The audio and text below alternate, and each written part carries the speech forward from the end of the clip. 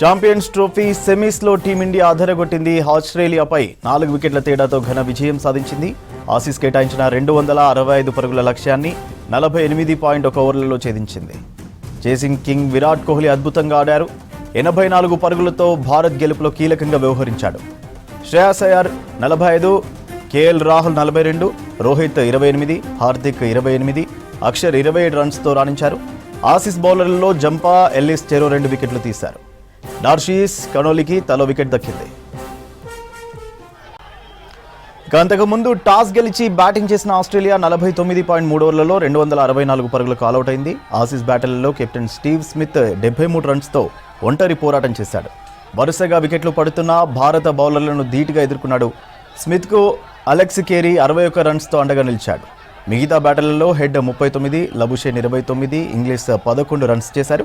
భారత బౌలర్లలో షమి 3 వికెట్లతో సత్తా చాటాడు. వరుణ్ చక్రవర్తి, జడేజా తలో 2 వికెట్లు తీశారు. అక్షర్, హార్దిక్కు చెరో వికెట్ దక్కింది. డీటెయిల్స్ అనిల్ అందిస్తారు. అనిల్, ఛాంపియన్స్ ట్రోఫీలో మొత్తానికి ఇండియా ఫైనల్ చేరుకుంది. మ్యాచ్ అప్డేట్స్ ఏంటి? సూర్య, ఛాంపియన్స్ ట్రోఫీ తొలి సెమీఫైనల్లో టీమిండియా ఆస్ట్రేలియాపై 4 వికెట్ల తేడాతో ఘన విజయం సాధించింది.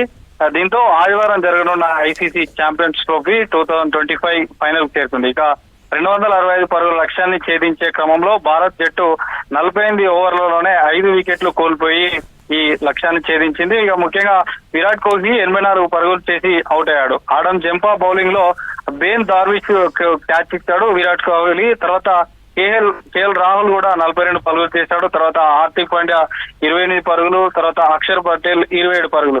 శ్రేయస్ అయ్యర్ కూడా హాఫ్ సెంచరీ మిస్ అయ్యాడు. ఇతను కూడా 45 పరుగులు చేసి వెనుదిరిగాడు. ఇక కెప్టెన్ రోహిత్ శర్మ కూడా 28 పరుగులు చేశాడు.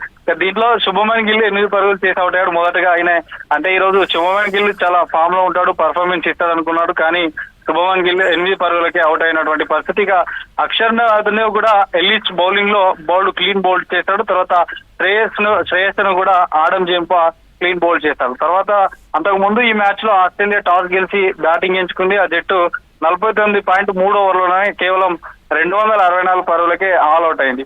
అందులో ముఖ్యంగా కెప్టెన్ స్టీవ్ స్మిత్ 96 బంతుల్లో 73 పరుగులు చేశాడు. ఇతను ఒక్కడే కూడా ఆ స్కోర్ ను కొంత ముందుకు లాగేటువంటి ప్రయత్నం కూడా చేశాడు. తర్వాత అలెక్స్ క్యారీకి సంబంధించి కూడా 61 పరుగులు చేశాడు. తర్వాత ట్రావిస్ హెడ్ ఇతను ఇండియాకే కొంత హెడేక్ లాంటి అతను, ఇతన్ని కూడా 38 పరుగులకే అటు వరుణ్ చక్రవర్తి బౌలింగ్ లో అటు శుభమన్ గిల్ చాలా చక్కటి క్యాచ్ పట్టి అతను కూడా పెవిలియన్ చేసినటువంటి పరిస్థితి. ఇక భారత్ తరఫున మహమ్మద్ షమి 3 వికెట్లు, రవీంద్ర జడేజా, వరుణ్ చక్రవర్తి చెరో 2 వికెట్లు తీసుకున్నారు. సో ఈ దుబాయ్ ఇంటర్నేషనల్ స్టేడియం లో భారత జట్టు 14 సంవత్సరాల తర్వాత ఈ ఐసీసీ టోర్నమెంట్ నాకౌట్ మ్యాచ్ లో ఆస్ట్రేలియాను ఓడించడంలో విజయం సాధించిందని చెప్పవచ్చు. ఇక 2011 ప్రపంచ క్వార్టర్ ఫైనల్స్ లో టీమిండియా ఆస్ట్రేలియాను ఓడించి సెమీస్ ఫైనల్ చేరుకుంది. ఆ తర్వాత టైటిల్ ని కూడా గెలుచుకున్నటువంటి పరిస్థితి. ఇక మనకు ముఖ్యంగా చెప్పేది ఏంటంటే గత సంవత్సరం 2023 వరల్డ్ కప్ లో కూడా ఇదే ఆస్ట్రేలియాపై మనం ఓడిపోయినటువంటి పరిస్థితి.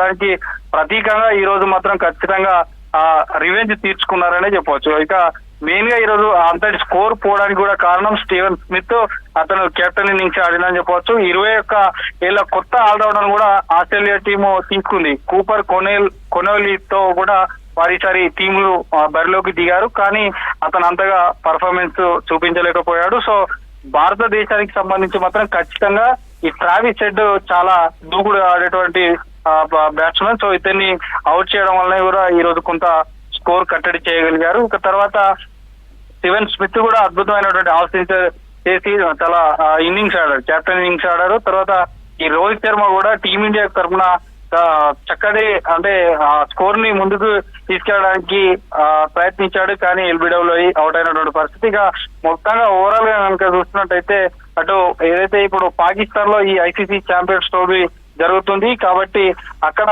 ఈ ఏదైతే ఫైనల్స్ జరిగే అవకాశం కూడా లేదని చెప్పవచ్చు. ఎందుకంటే ఈ రోజు మనం ఈ సెమీస్ లో గెలిచాం కాబట్టి రేపు సౌత్ ఆఫ్రికా అండ్ న్యూజిలాండ్ మధ్య రేపు సెమీఫైనల్ 2 జరగబోతుంది. సో అందులో గెలిచినటువంటి మ్యాచ్ తో మనకు మార్చి 9న ఫైనల్స్ ఉండబోతుంది. సో ఖచ్చితంగా అది కూడా ఇప్పుడు మనం హైబ్రిడ్ పద్ధతిలో ఈ గేమ్ ఆడుతున్నాం కాబట్టి ఖచ్చితంగా దుబాయ్ లోనే ఫైనల్ మ్యాచ్ జరుగుతుంది. ఖచ్చితంగా ఫైనల్ మ్యాచ్ నిర్వహించే అవకాశం కూడా పాకిస్తాన్ చేజార్చుకుందని కూడా చెప్పవచ్చు.